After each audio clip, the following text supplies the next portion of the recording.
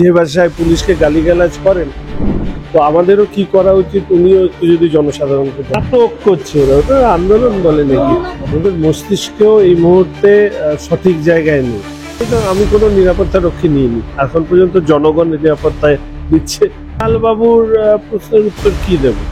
উনি তো এর আগে ওই প্রিজেন্ট ভ্যান বাজিয়েছেন। আমরা বিরোধী রাজনীতি করি, তৃণমূল কংগ্রেস শাসক হিসাবে যে অত্যন্ত নিম্ন রুচি সেটা তো আর বলবার অপেক্ষা রাখে না।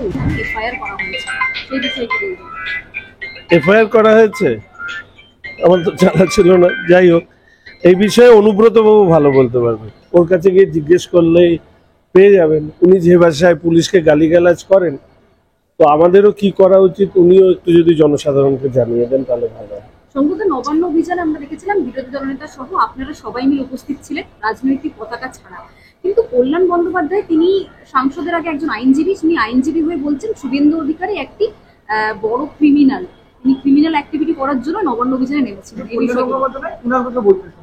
ওদের মস্তিষ্কেও এই মুহূর্তে সঠিক জায়গায় নেই।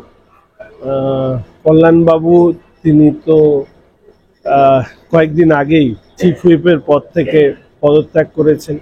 উনি এখন অনেক যন্ত্রণা, গালিগালাজ দিয়ে নাম্বার বাড়ানোর চেষ্টা করছেন।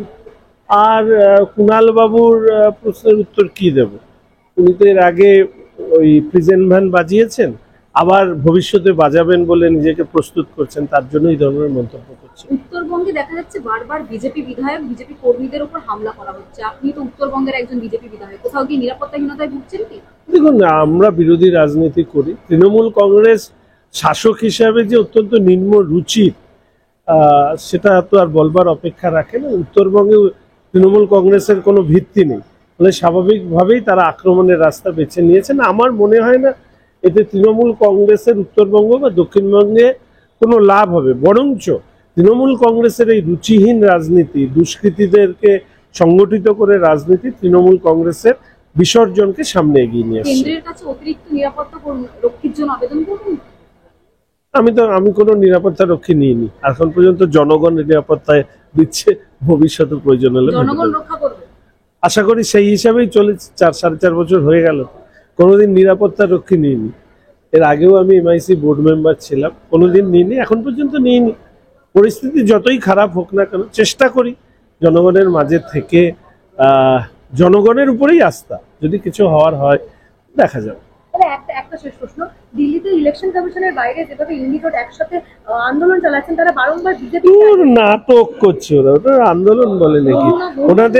ওনাদেরকে বারবার করে বলা হচ্ছে বিহারে এসআইআর হলো, অভিযোগ জমা দিল, হাতে অভিযোগ নেই, এদিকে যে যখন খুশি অজ্ঞান হয়ে যাচ্ছে। এসব নাটক দিয়ে কি আর যাই হোক, রাজনৈতিক আন্দোলন দানা বাঁধে না। আরো ভালো ভালো খবর দেখতে সাবস্ক্রাইব করুন বাংলা হান্টের ইউটিউব চ্যানেল।